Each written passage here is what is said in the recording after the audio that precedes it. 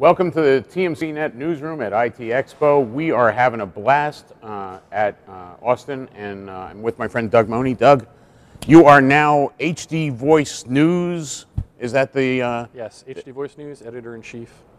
And there's been a lot of talk about HD right now, and the fact that there have been discussions about the iPhone getting it. You want to talk about what's going on with the iPhone 5? You know, it's like God bless Apple. Damn Apple. It's been one of those issues where Apple has simultaneously raised the bar of awareness, and yet there's confusion as to what where HDVoice is supported on with the iPhone 5. So it's been a royal pain in the neck. But there is some support on there? If you happen to be over in Europe, yes, that the iPhone 5, the HSP, whatever the version, basically the GSM-based version of the HSPDA. iPhone, HSPDA. Thank you. My too many acronyms this morning. The HSPA version overseas, over in Europe, over on Telstra's network, supports HDVoice, verified, confirmed by the carriers, confirmed by third parties. It's all good. But then you turn to the United States, and all of a sudden you realize in the United States it's like the U.S. carriers still don't have to have their act together with HDVoice, and it appears it's going to take a while to get things sorted out. So now, I know a lot of our clearinghouse friends have been supporting of HDVoice, like Universal Tandem and some of the guys at XConnect and those kind of guys. So we've got an inner core that wants to see this happen. Where do we stand as to where's the roadblock? Is it in the carrier's network itself, or is it just the fact that they've got too many places where we don't know how the interconnection works? Well, I think that again, you have to take the U.S., which is basically, you know, the U.S. is backwards. I hate to say it. The U.S. carriers are behind the times on this, and the rest of the world.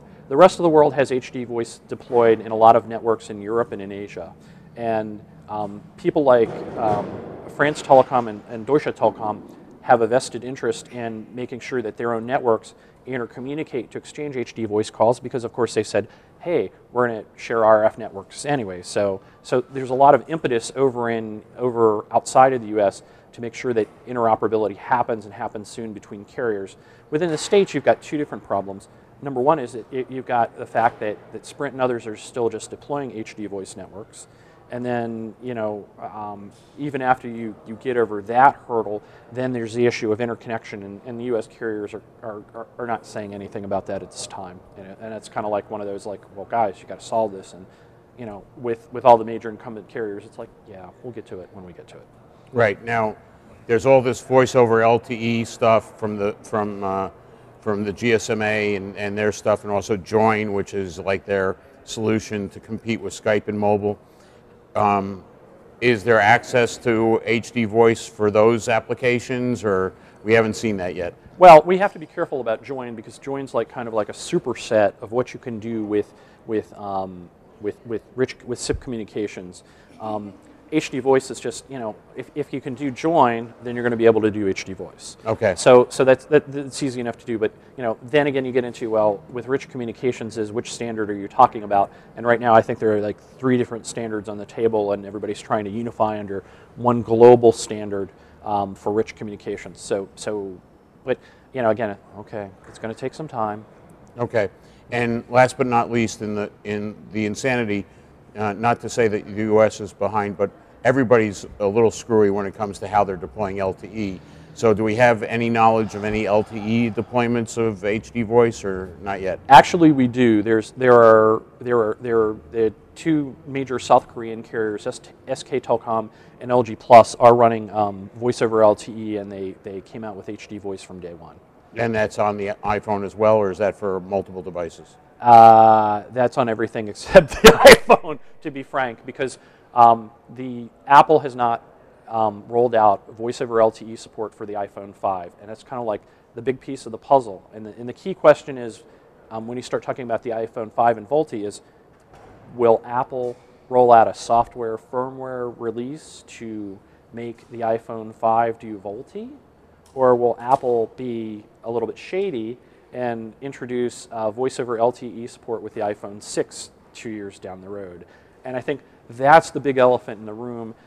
A lot of the sources I've talked to say that, you know, it should just be a firmware upgrade that Apple can push out with like an iOS upgrade to the iPhone 5 to make it do voice over LTE. Because all the hardware is there, you know, the software can be beaten into submission in order to do it. Does Apple have the will to push out voice over LTE with the iPhone 5, or are we going to have to wait till the iPhone 6 and they just decide, oh, it's a lot simpler that way? Yeah, well, you know, it's funny. I've been, I'm not exactly an Apple fan. I don't know if you've noticed that about me. No, really? Okay. But the thing that I've noticed is the fact that they've gotten into the IBM rules of releases, you know, and the fact that they say how much can we get on maximizing what we can make money-wise with the minimum set. Well, let me tie this back into a statement that kind of like got beaten to death by the press. Sprint's, when people went to Sprint and said, will the iPhone 5 support HD voice? Sprint's statement was, the iPhone 5 does not support HD voice. Sprint does not support HD voice on the iPhone 5 at this time. Okay, the key phrase that got dropped in all the frothing on, you know, the iPhone 5 does not support HD voice is the phrase at this time. Now, if we want to play a little Kremlinology here, this would imply that maybe there's a software firmware upgrade down the road to support HD voice in Sprint's network on the 3G CDMA network, as well as with the voice over LTE network. But Apple is not talking and saying anything official. The Sprint people are kind of like, well, we're waiting for Apple to tell us what's going on. So, big question there. Okay. Okay. Cool. Great. Doug, thank you so much. Carl, always a pleasure, man. Lots of good content here. I'm hoping to tag this like crazy. Yes, please.